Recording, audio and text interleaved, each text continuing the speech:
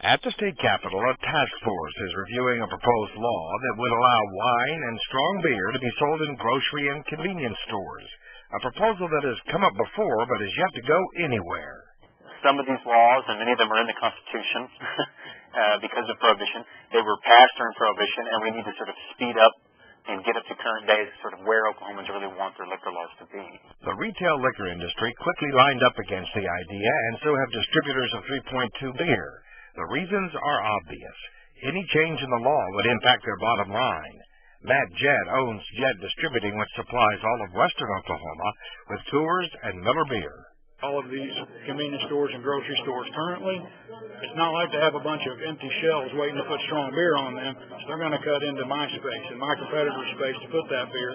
Therefore, now I'm going to have less beer sales, right, depending on what brands I have. So why would I want to bring something in that could actually be detrimental to my business?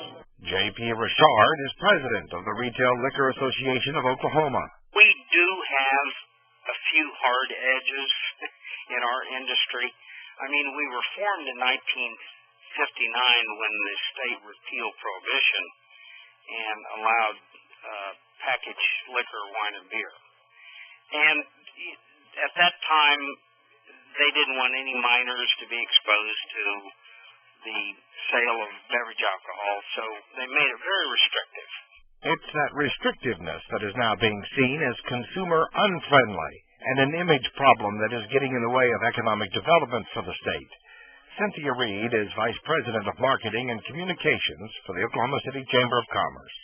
The image impact of our liquor laws and the perception that this is not an inviting place to live because of rules that are restrictive, and it just appears to potential residents that this is a bit of a barrier to them. And State Senator Andrew Rice says it's an issue that impacts the state's urban areas the most, and especially Oklahoma City, with the growth it has been undergoing. He says it comes down to the quality of life and evolving attitudes.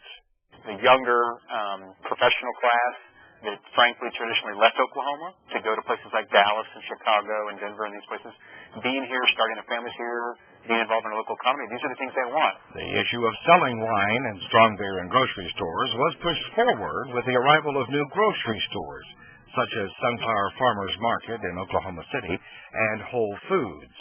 Senator Rice says there are many others, like Trader Joe's, that really want to come here, but won't until the laws change. Why do we have the one area of the consumer economy where it's not really much of a free market? And, why do package stores, why are they so limited in what they can sell?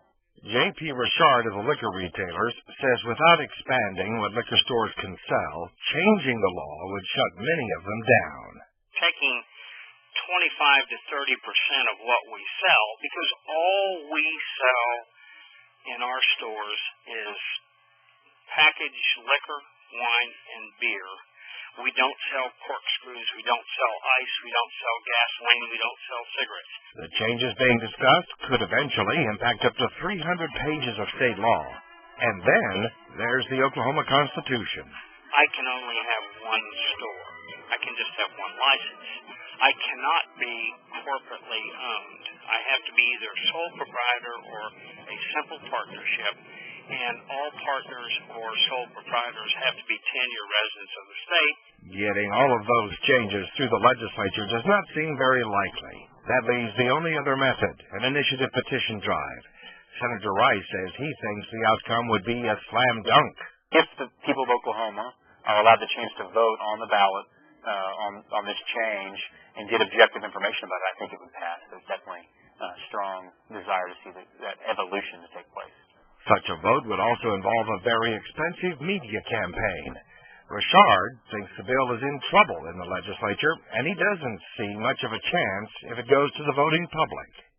This is not an issue that has a broad spectrum of support. It's not like, a social issue like abortion or religion or anything like that. So, while legislators are being pushed and pulled in different directions by forces on both sides of the issue, there may yet be other changes coming for 3.2 beer. A legislative committee has been told the state is losing in excess of $10 million a year from retailers, largely convenience stores, that charge sales tax on beer sales but don't remit the money to the state.